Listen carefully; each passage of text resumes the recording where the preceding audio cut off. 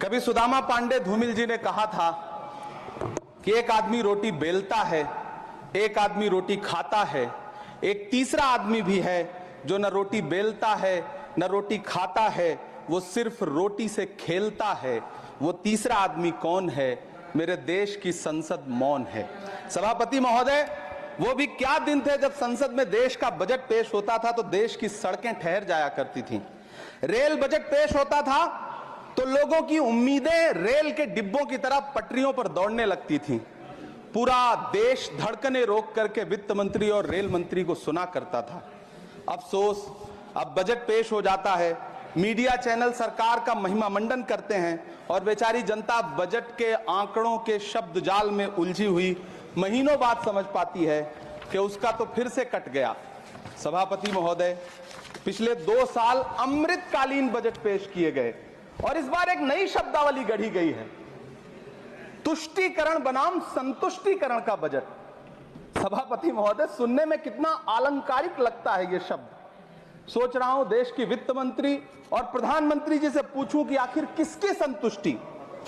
जिस बजट में मनरेगा के लिए 1 रुपए की बढ़ोतरी ना हो, वही पुराना 86,000 करोड़, जबकि पहले ही 9,754 करोड़ का घाटा हो, जिस मनरेगा से करोड़ों मजदूरों के घर में चूल्हा जलता हो, उस मनरेगा में काम करने वाले गरीब मजदूरों के लिए अगर आपके खजाने से 1 रुपया भी इजाफी नहीं निकल सका तो भला कौन संतुष्ट हुआ साहब? इस देश का गरीब मजदूर या आपके उद्योगपति दोस्त?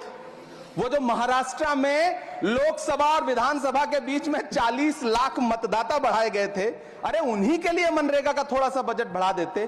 क्या उसमें मनरेगा का एक भी मजदूर नहीं था? 40 लाख लोगों में सारे के सारे 12 लाख की छूट वाले से आगे के लोग थे।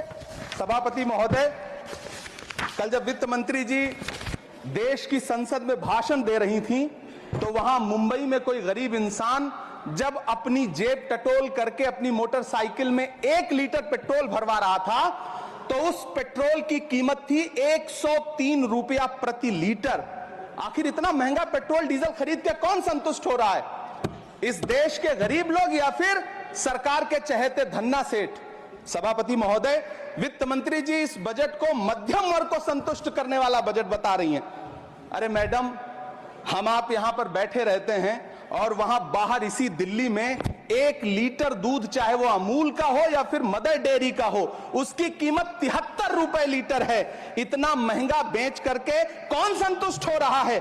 गरीब जनता या आपके धन्ना सेठ दोस्त? सभापति महोदय, इस सरकार का बाजार और महंगाई पर कोई नियंत्रण नहीं रह गया है। चाहे देश में लहसुन 400 रुपए किलो बिक जाए, टमाटर 100 रुपए किलो बिक जाए, प्याज का दाम सुनकर आंखों में आंसू आ जाए, लेकिन वित्त मंत्री महोदया बजट में महंगाई का मां भी नहीं बोलती हैं। बच्चों की किताब और पेंसिल तक पर टैक्स लगाने वाले सरकार से मैं पूछना चाहता हूं कि आप मध्यम वर्ग का हितैषी बताते हैं, खुद को तो शर्म नहीं आती है? खुद को धार्मिक कहने वाली सरकार भगवान श्री कृष्ण के प्रिय खाद्य पदार्थों दही और मक्खन तक पर जीएसटी लगाती है और बात करती है मध्यम वर्ग की हिमायती होने की। जिंदा रहते हुए जनता से हर चीज पर टैक्स वसूलने वाली यह सरकार